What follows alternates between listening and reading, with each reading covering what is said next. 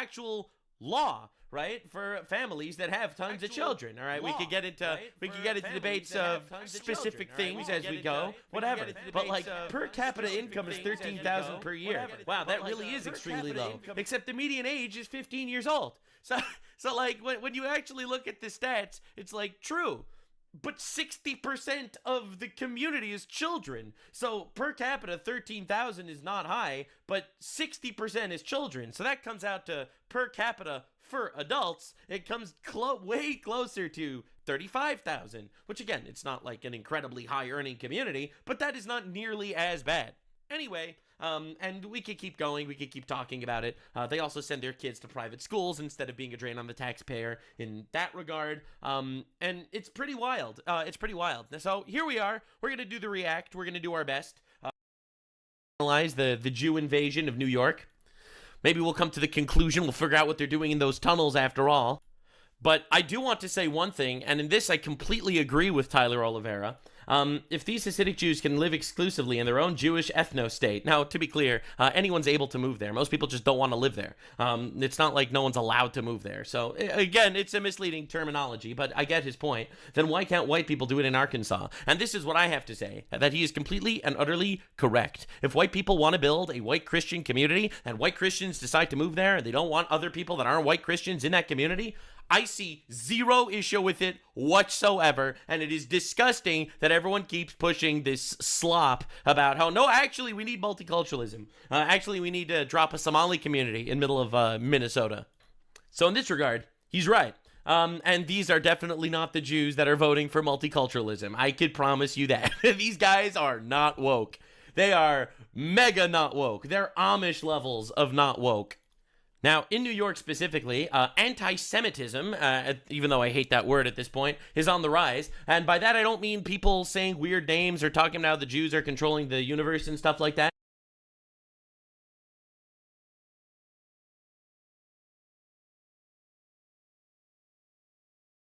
And shattered a girl's skull, an 8-year-old girl's skull in this bus. For example, there were, synagogues burnt down. You have people chanting the pro-Hamas stuff, like on the streets. A terrorist organization that directly says they want to kill Jews.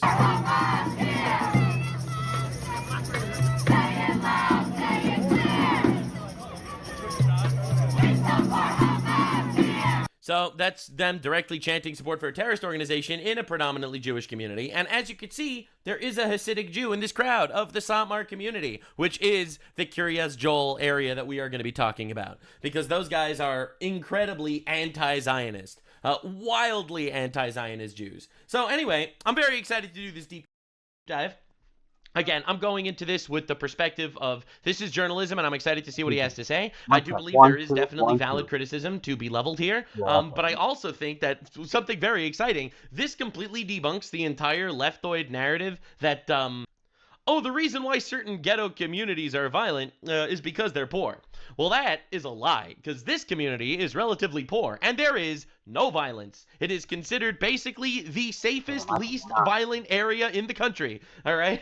So, I mean, so that puts that whole thing to rest. I guess it really is culture or something, but I wouldn't go that far, because that's obviously extreme. So, all right, let's see what we got. You work for Hamas? No! Mike, check. A random Hasidic Jew that knows nothing about, the internet world. You work for Hamas? You're asking these questions? Oh, this is going to be good. Oh, this is going to be sick. I don't want my kids should play in the house of a secular guy. This is Curious Show. I mean, do you want your kids to play in a house with guys that are teaching them about trans shit and whatever? I mean, I'm going to play devil's advocate the entire time here. I feel like, because while I am not Hasidic, for very obvious reasons, I could say with certainty that a lot of people just don't know anything about these guys. So I feel like I'm going to end up defending them a lot. But I'm also going to be defending Tyler a lot, because I'm seeing a lot of people in Jewish communities slamming him for being an anti-Semite for this. And I really think he's just doing his investigation shit. You're a Oh, village baby. of 44,000 Oh, baby. Does he go to, like, weddings and stuff? Hasidic Jews in upstate New York that primarily speak Yiddish have an average of 7 They kids also speak English. per family. How many kids do most people have out here? 17, 18. How do they have 17, 18? Oh, my God. Bro just dropped the nuke. 17, 18 kids? It's one of the I feel like they're just saying numbers at this point. Oh, my God. This is going to be good. poorest towns in America, Dude. with 40% People are telling me not to react to this because I'll get mad. Dude, I promise you I'm not going to get mad. living beneath the federal poverty line. Many men here are religiously studying the Torah full-time and heavily rely on public assistance and welfare in the form of Medicaid, housing vouchers, food stamps, and cash aid to support their... Look, I have my complaints. I think personally we need to abolish this whole Medicare situation and rebuild it from the ground up. I think people need to get jobs and stop relying on the government.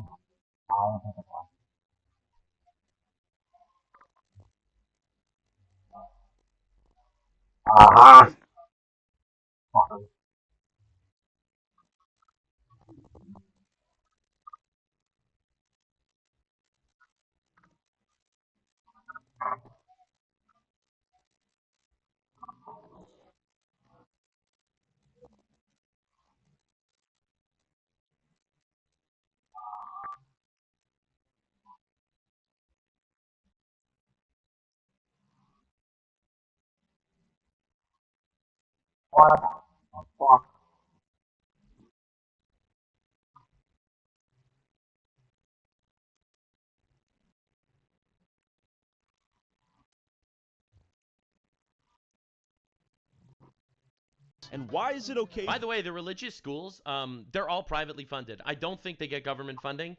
So it's every kid, for those of you that are unaware, every kid that goes into the public school system, that is $36,000 of your tax money that goes to support a kid in a public school. This is all private schools, and it's individual families that are either paying or, getting... very likely getting the school does them favors and stuff to lower the prices if they're poor. But the reality is the school system is actually not a drain on the taxpayer. For Jewish people to live together in a homogenous Jew-only community, but it's homogenous communities are actually based, it turns out. Yeah, I've been supporting this for everyone, actually. illegal when white people try to build their own. That's straight bullshit. And he's completely right about this. And that's why I think the whole context of this video needs to be looked at in a different light. The context is, why are white people getting together bad, but any other community that gets together is regarded as good by the media? And I completely agree with him on this. Up to Curious Joel myself to see what's going on. All right, Welcome to Curious Joel, a traditional community of modesty and values. In keeping with our traditions and religious customs, we kindly ask that you dress and behave in a modest way while visiting our community. This includes wearing long skirts or pants, covered necklines, sleeves past the elbow, use appropriate language, maintain gender separation in all public areas. Thank you for respecting our values. I'll pop in here and say All right, okay, that's good, I guess. Oh my God. Lots of people praying. Oh, that's gonna be rough. Shalom. Okay, so it says entrance for members. Okay, so he went into a synagogue. Only, not sure what it takes to be a member. What does it take to be a member? Do I have to be Jewish to enter? Okay, I'm not sure.